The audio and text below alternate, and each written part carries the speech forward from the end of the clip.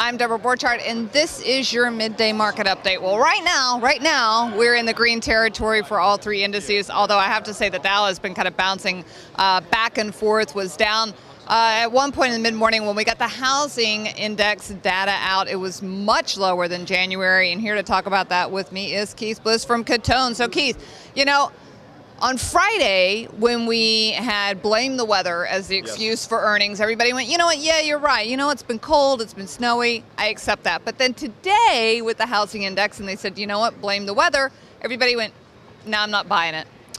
Neither am I. In the blame the weather game or blame the extraordinary acts of God or anything like that, all that does is just set up companies and industries for really having to explain a very tough picture later on. Listen, there is some aspect of that in the weather. We've had bad weather across the entire lower 48, and it has impacted. The housing index was down across all four sectors that they measured. Homebuilder confidence is down pretty far.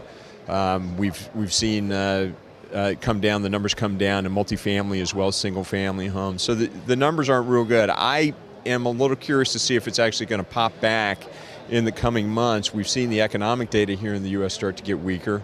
We have a raft of economic data this week, including leading indicators, which will really start to tell us about the consumer. And we have CPI and PPI and more housing data.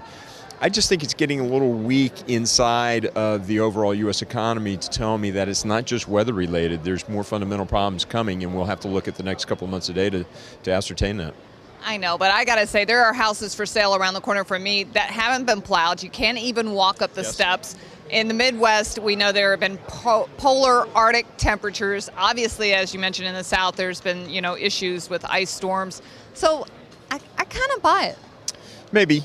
Like I said, you may be right. I tell you, the number that'll be very important tomorrow is the housing starts number. Not necessarily how many houses they're breaking ground on, but it's the permits.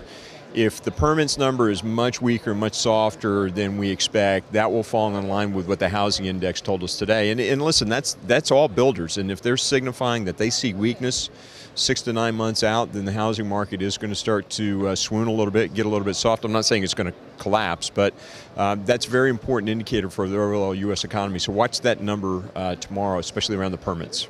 All right, well, there you go. Keith gave you something to look for tomorrow.